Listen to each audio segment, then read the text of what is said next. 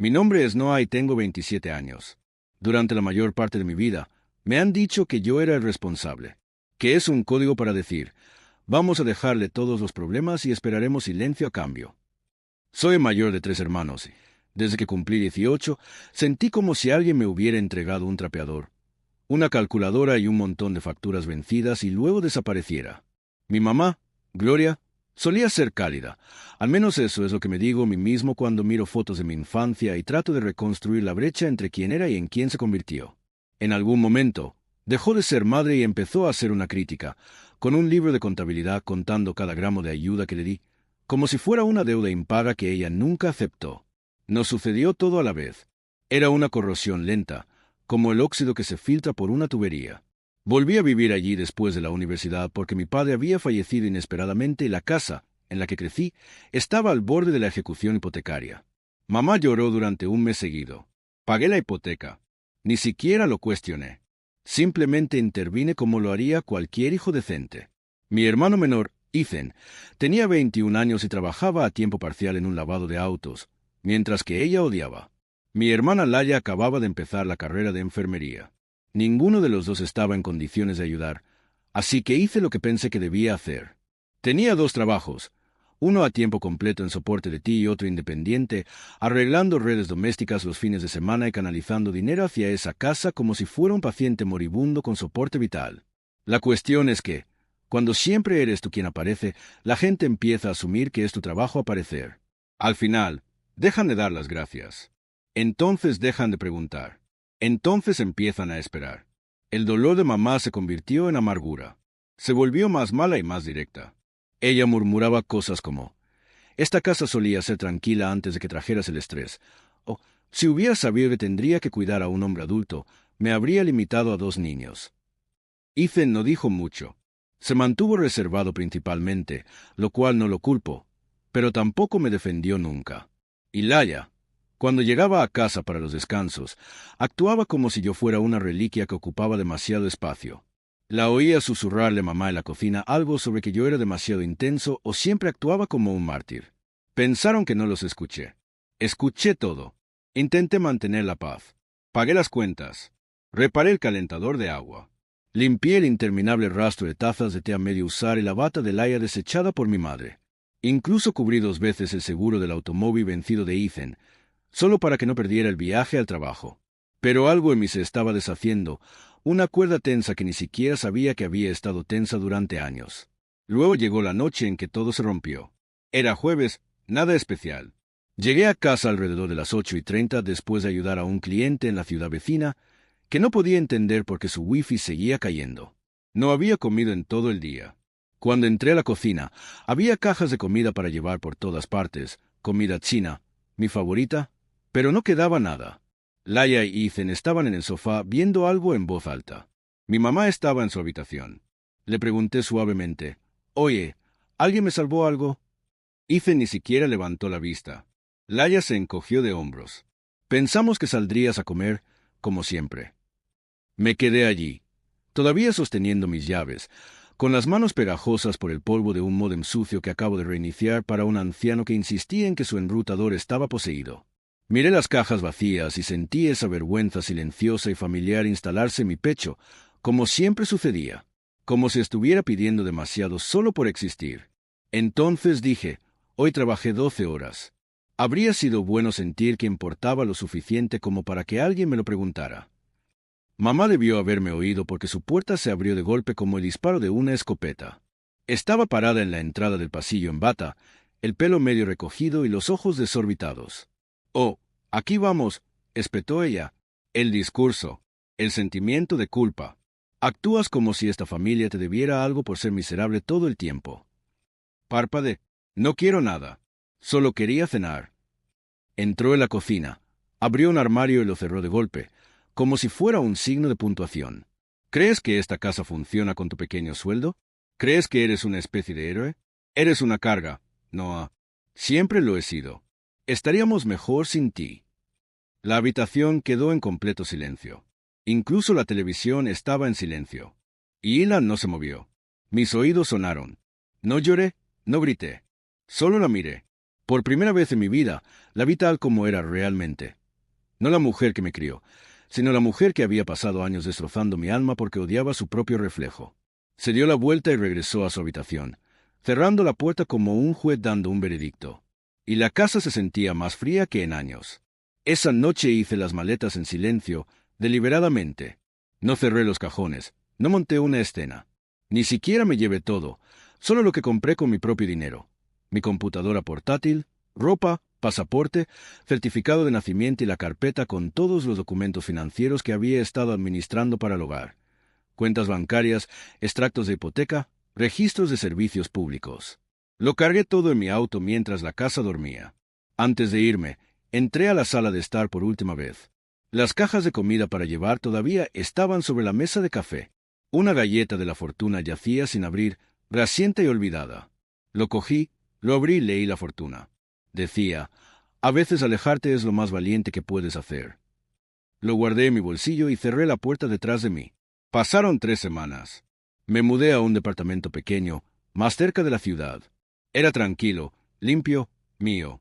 No le dije a nadie a dónde fui. Cambié mi número, redirigí mi depósito directo. Incluso llamé a la compañía hipotecaria y me eliminé como cofirmante. Legalmente, no estaba obligado a seguir pagando. Lo había estado haciendo simplemente por culpa. Luego, un martes lluvioso por la mañana, mi teléfono vibró con un mensaje de un número desconocido. Era Ethan. ¿Por qué rebotó el pago de la hipoteca? Ni hola, ni cómo estás, solo eso. Me quedé mirando la pantalla durante mucho tiempo y luego escribí de nuevo. Supongo que la carga se llevó los billetes. Había pecado. Luego, bloqueé todos los números que de repente recordaban que existía. Y ahí fue cuando empezó el verdadero caos. Todo comenzó con un mensaje de voz de mi madre. Solo su voz, tensa y temblorosa, diciendo mi nombre una y otra vez como si estuviera practicando cómo sonar preocupada. Luego entraron más. María llamó. Lo mismo hizo mi prima Rachel, que no había hablado conmigo desde que pidió dinero prestado para una inversión empresarial que resultó ser un festival de música de 3 días en España. Los mensajes se acumularon en Signal, en WhatsApp e incluso en una antigua cuenta de Telegram que no había usado desde la universidad. Todos ellos se hicieron eco del mismo sentimiento, solo que en diferentes tonos. No lo dijimos en serio. Estás exagerando. Tu familia te necesita y mi favorito, el que me retorcía el estómago en algo agudo y desconocido. Estás castigando a todos solo porque te lastimaron los sentimientos. Ese vino del Haya. No respondí. A ninguno de ellos. Ni siquiera cuando Ethan dejó un mensaje de voz a las 2 de la madrugada que comenzó sonando enojado y terminó con él tratando de no llorar. Los dejé sentarse. Los dejé guisarse. Y me senté en mi tranquilo apartamento con una taza de café que no tenía que preparar para nadie más y escuché la lluvia golpear las ventanas como un aplauso por el silencio. Uno pensaría que eso habría sido suficiente, una ruptura limpia. Pero cuando alguien pierde su red de seguridad, no se cae sin más. Se agitan, gritan, luchan por cualquier trozo de cuerda que puedan alcanzar. Al final de esa semana, comencé a recibir llamadas del banco. Mira, lo que nadie en esa casa se molestó en saber fue cuánto había hecho yo detrás de escena. No solo estaba pagando las cuentas. Había consolidado su deuda, había refinanciado la casa a mi nombre para bajar la tasa de interés. Puse los servicios públicos en mi crédito porque los de ellos se habían arruinado hace años. Y cuando me fui, terminé cada hilo que até para evitar que esa casa se desmoronara. La factura del gas rebotó primero, luego la del agua y luego la hipoteca entró en estado previo a la ejecución hipotecaria. Y fue entonces cuando mamá apareció en mi puerta. No sabía que ella tenía mi dirección. Resulta que lo había sacado de un correo reenviado que por error llegó a la casa. Escuché el golpe e instintivamente miré por la mirilla. Allí estaba ella, paraguas en una mano, labios fruncidos como si se estuviera preparando para dar un discurso en un drama judicial. Al principio no abrí la puerta, solo miré. Ella volvió a llamar. Cuando finalmente la abrí, me paré en la puerta. No la invité a pasar. Ella me miró de arriba abajo. «¿Has perdido peso?», le dije. «Nada». Ella resopló. «Esto ya ha durado bastante. Estamos en problemas, Noah». Levanté una ceja. «Nosotros...». Su rostro se contrajo. «Bien, estoy en problemas. La casa, Ethan, Laia, todos están luchando». «No lo digas», respondí. Cambió de peso y su voz se suavizó como siempre lo hacía cuando estaba a punto de decir algo que no quería decir. Dije cosas que no debería haber dicho. Estaba afligido, tenía miedo. Pero uno no abandona simplemente a su familia. La miré de verdad, y por primera vez no me sentí culpable. Sentí algo más frío, más tranquilo. Le dije, no puedes llamar a alguien una carga y luego sorprenderte cuando deja de llevar tu carga. Sus ojos se abrieron como platos. No quise decir eso. Lo dijiste más de una vez. Lo dijiste en serio. Ella volvió a abrir la boca, pero la interrumpí. No voy a volver. No voy a arreglar esto y no soy tu plan de respaldo. Intentó entrar, pero yo no me moví. Somos tu familia, dijo, con la voz finalmente quebrada. Y yo era tu hijo vivo y respirante, y me trataste como un cajero automático con pulso. Fue entonces cuando su compostura se quebró. Las lágrimas comenzaron. De verdad, esta vez. Se apoyó contra el marco de la puerta como si ya no pudiera mantenerse erguida. Noé, por favor. Habría sido muy fácil ceder, dejarla entrar, volver a desempeñar el papel que siempre había desempeñado. El que arregla, el que perdona, el que siempre aparecía, sin importar cuán tarde, cansado o roto estuviera. Pero no me moví. En cambio, dije, deberías irte antes de que la tormenta empeore. Ella no discutió. Ella simplemente se giró. Su paraguas se abrió de golpe y caminó hacia el aguacero. Cerré la puerta, le puse llave y me recosté contra ella, dejando que el silencio volviera a establecerse. La habitación era cálida, segura, mía, pero sabía que las consecuencias no habían terminado. 2 días después recibí una carta del banco. Mi nombre todavía estaba vinculado a una cuenta, solo una, y alguien había intentado acceder a ella. Hubo una alerta, un intento fallido de inicio de sesión desde una dirección IP vinculada al Wi-Fi del hogar de la familia. Y luego, horas después, un correo electrónico de un abogado que no reconocí. Ese fue el momento en que me di cuenta de que no habían terminado de intentar atraerme de nuevo. Recién estaban comenzando. El correo electrónico fue breve, demasiado breve. Señor Luis, represento a una parte con interés en resolver ciertas obligaciones financieras compartidas ligadas a una cofirma previa. Comuníquese con mi oficina lo antes posible. Debí haberlo leído 5 veces antes de que llegaran las implicaciones. Este no fue un mensaje de cortesía. Este fue un disparo de advertencia. Estaban escalando y lo hacían a través de presión legal. La cuenta a la que se referían, una de las últimas que aún no había cerrado, era una antigua línea de crédito conjunta que había abierto para ayudar a mamá a refinanciar la renovación de la cocina hace 5 años. Se suponía que iba a ser temporal. Tenía la intención de cerrarlo después de 6 meses. Pero en aquel entonces, cada vez que lo mencionaba, mamá me hacía sentir culpable al dejarlo abierto, en caso de que surgiera algo. Y como un tonto, escuché. Llamé directamente al banco en lugar de responder al abogado. Resulta que alguien había intentado maximizarlo 3 días antes. La transacción había sido marcada como fraude porque la compra, muebles, precisamente, se entregaba a un nombre diferente. El de Laia, aparentemente. Ni siquiera sutil. Le pedí al representante que lo cerrara permanentemente. Ella dijo que tendría que ir a la sucursal para finalizar el cierre. Bien, haría el viaje a la mañana siguiente. Esa noche no pude dormir, no porque tuviera miedo. Ya no tenía miedo. Estaba exhausta, cansada hasta los huesos de una manera que ni siquiera dormir podía arreglar. Me quedé allí en la oscuridad, mirando el ventilador de techo mientras tumbaba y giraba, y pensé en cuánto tiempo llevaba corriendo este maratón silencioso, arreglando cosas, suavizando cosas, pagando por los errores de otras personas y sonriendo mientras lo hacía. No me querían, en realidad no. Solo querían la versión de mí que los mantuviera a flote. Y ahora que me había ido, se estaban ahogando. Llegué al banco tan pronto como abrió y me senté frente a una mujer llamada Celeste que llevaba gafas gruesas y olía a loción de lavanda. Sacó mi expediente y sacudió la cabeza. «Realmente hiciste mucho por ellos», dijo en voz baja, no sin crueldad, más de lo que la mayoría de la gente haría. Solo asentí. No quedaba nada más que decir. Ella me acompañó a través del papeleo, y firmé cada documento que ella deslizaba sobre el escritorio. «Ese es el último», dijo, cerrando el bolígrafo. «Eres libre y claro». Gratis y claro. Es curioso cómo esas palabras no me parecieron triunfantes. Se sentían vacíos, como alejarse de una casa que construiste con tus propias manos y ver a alguien prenderle fuego. Cuando salí al estacionamiento, mi teléfono volvió a sonar. Otro número desconocido. Esta vez respondí. Era Ida. Su voz era tensa, frenética. Noah, ¿qué estás haciendo? Nos estás destruyendo. Me apoyé contra mi auto, dejando que el aire primaveral me envolviera. Lo hicieron ustedes mismos. ¿En serio van a dejar que la casa se desmorone? Mamá llora todas las noches. Ethan no puede pagar nada. La electricidad está a punto de cortarse. Lo sé. Entonces, ¿por qué no estás haciendo nada? Respiré profundamente. Porque ya hice todo.